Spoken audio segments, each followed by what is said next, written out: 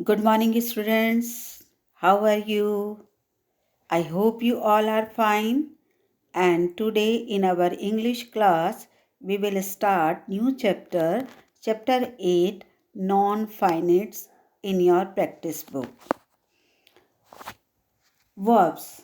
There are two types of verbs, finite and non-finite. In non-finite, there are three parts, infinitives, gerund and participle.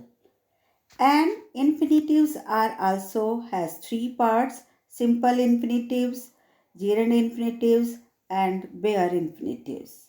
And participle, present, present participle, past participle and perfect participle. And finite verbs depend on person, number, subject and tense. We use the finite verbs according the person, number, subject and tense. But non-finite verbs do not depend upon person, number, subject and tense. Finite verbs. A verb which is limited by the number or the person of its subject and also on the tense of the subject. It means we use the finite verbs according the person or number with its tense or subject. The form of the verb depends on its subject. For example, they play football. Plural subject and plural verb. He plays football. Singular subject or singular verb.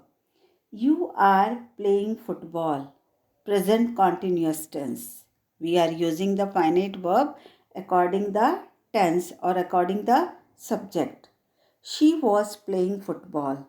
Again, past continuous tense. It means we use the finite verbs according the subject and according the tense and number also.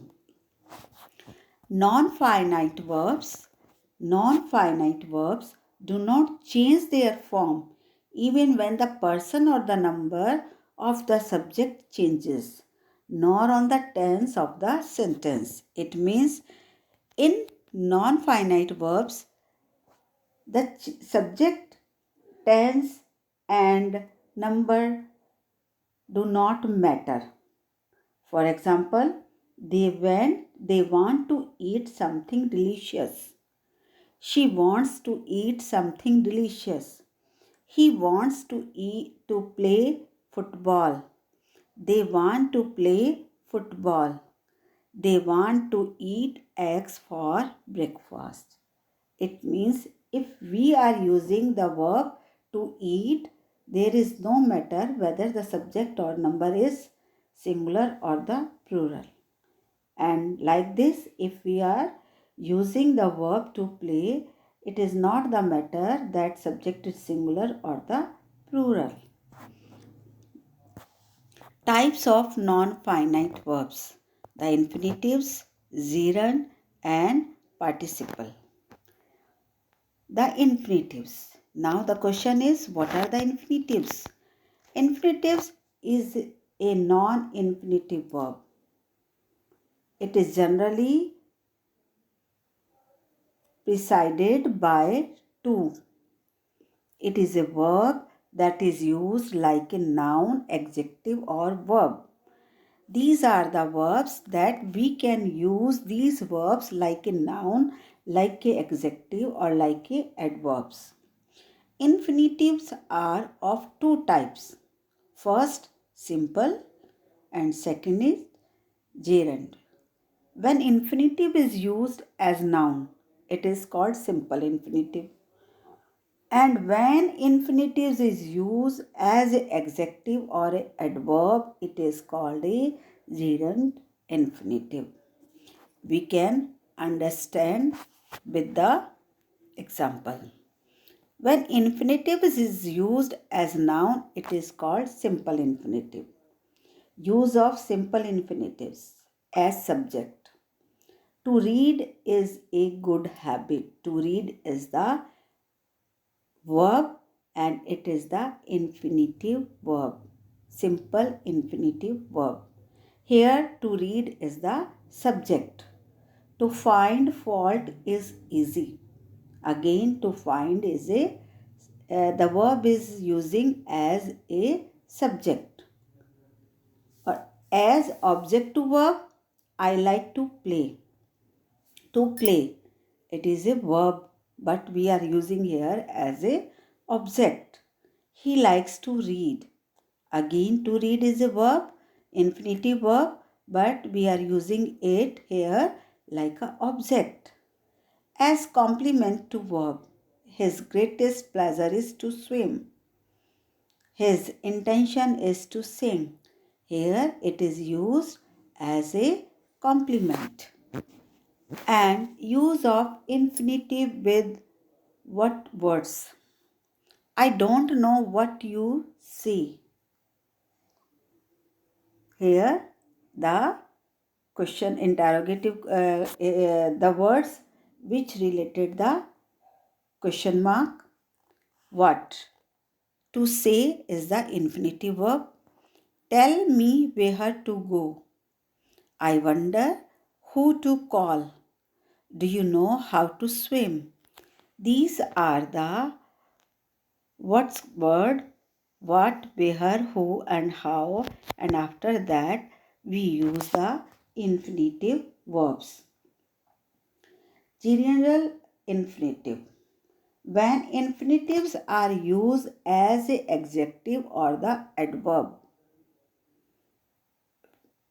Example, we eat to live.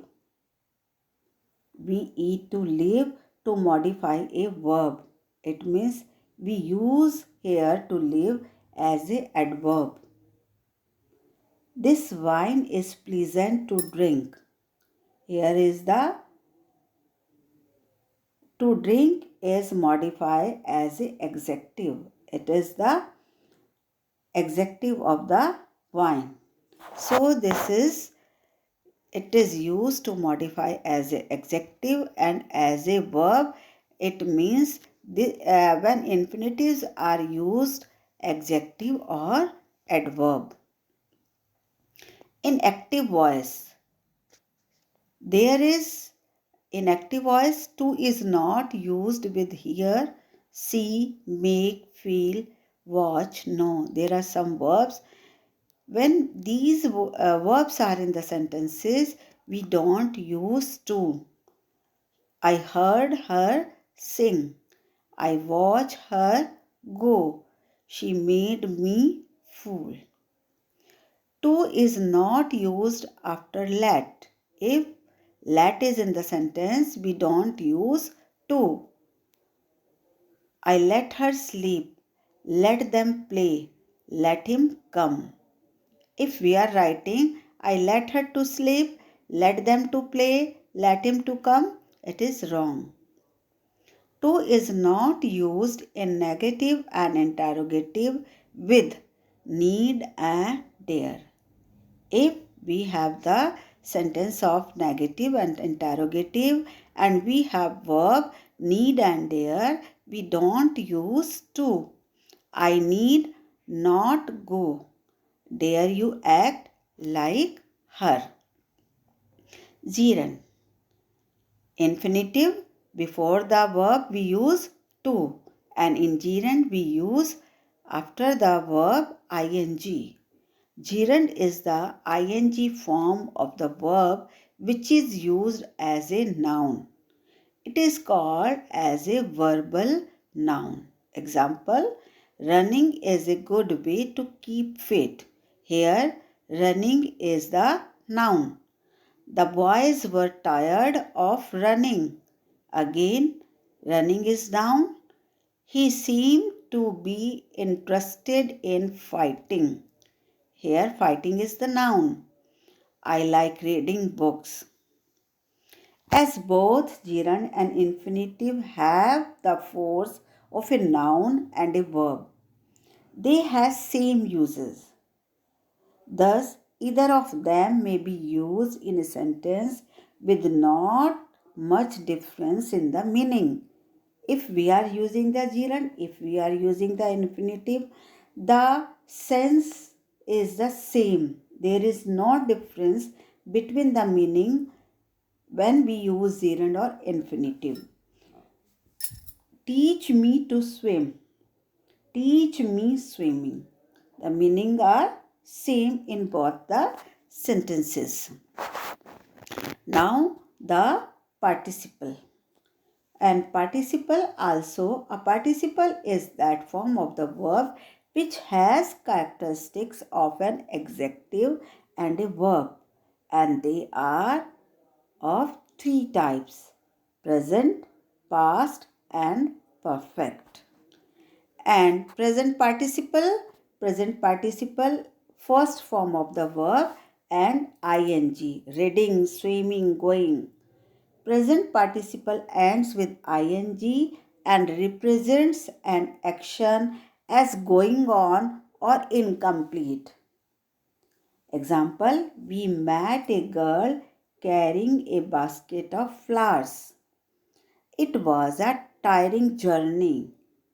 The blind man, thinking all was safe, tried to cross the road. In all the sentences, the work is not completed, the work is going on. And past participle, past participle used third form of the verb and is usually ends in ed, d, t, en or n. It indicates about the completion of task in past. This is the past, P-A-S-T, not P-A-R-T part. Example, she looks tired. The candidate selected for this post is my brother. The work has done. The task is completed.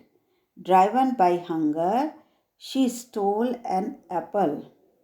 The house was burnt. He gave a written complaint. In all the sentences, work has done in the past. And perfect participle, those participle which indicates the ending of a task and after that the starting of a new task are perfect participle. Means one work has done and we have started the new work. Perfect participle having plus past participle. Participle means third form of the verb. Having been plus past participle. Example, having done, having seen, having finished. Example, having finished my work, I went to the market. It means we have completed our work and after that I went to the market. Having passed the examination, he prepared for interview. Having completed his project, he went for the picnic. In all the sentences, the work has done and second task have started. And now, thank you. Have a nice day. And in our next session, we will start book exercise.